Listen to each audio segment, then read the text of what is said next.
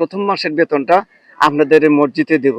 এই শুনে আমাদের মহল্লাবাসী এবং সবাই এমন খুশি যে তার আত্মহারা হয়েছে। পুণ্যের কাজ, আমরা এত খুশি হয়েছি যে এই এলাকা সবাই এই বিষয়টা একটু আলোড়ন সৃষ্টি করছেন। একজন সংসদ সদস্য তিনি পারলেই কিন্তু তার প্রথম মাসের যে সম্মানী ভাতা, সেই ভাতা কিন্তু তার ব্যক্তিগত কাজে ব্যয় করতে পারতেন। অথচ তিনি ব্যক্তিগত কাজে ব্যয় না করে সেই ভাতার পুরো টাকা একটি মসজিদে দান করে দিয়েছেন। দর্শক, আমরা এই মুহূর্তে রয়েছি সিরাজগঞ্জের কাজীপুর উপজেলার সোনামুখী ইউনিয়নের পাঁচগাছি মধ্যপাড়া এলাকায়।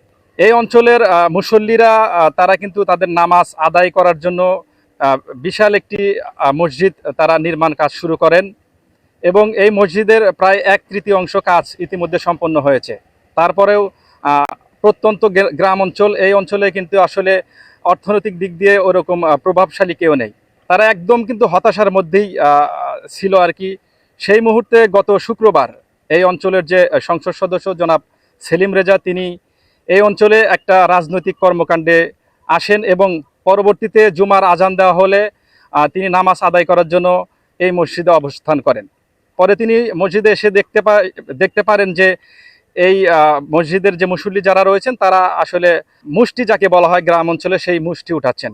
পরবর্তীতে এই আসনের যে সংসদ সদস্য জনাব সেলিম রেজা এই বিষয়টি সে দেখার পর এই মসজিদে মুসল্লিদেরকে একটা ঘোষণা দেন যে তার যে প্রথম মাসের যে সম্মানী ভাতা, সেই ভাতা তিনি এই মসজিদে দান করবেন।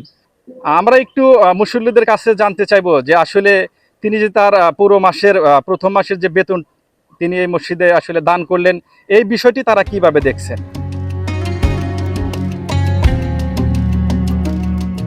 প্রথম মাসের বেতনটা আপনাদের এই মসজিদে দেব।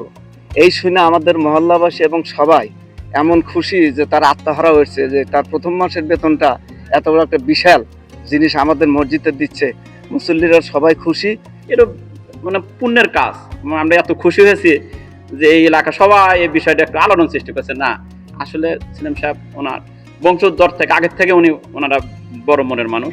যে একজন সংসদ সদস্য প্রথম মাসের বেতন একটা মসজিদে পুরো বেতনটাই দিয়ে দিলেন। এই জন্য আমি আমার মহল্লার পক্ষ থেকে এবং আমার ব্যক্তিগত পক্ষ থেকে ওনাকে ধন্যবাদ জানাই। একটা মহৎ কাজ করে গেলেন উনি। আমরা গ্রামবাসী বা মহল্লাবাসীর পক্ষ থেকে তার সুস্বাস্থ্য কামনা করি। উনি যেন দীর্ঘজীবী হন, উনি যেন আমাদের মাঝে এইভাবেই তার দানের হাত প্রশস্ত করে রাখেন, আমরা এই কামনাই করি।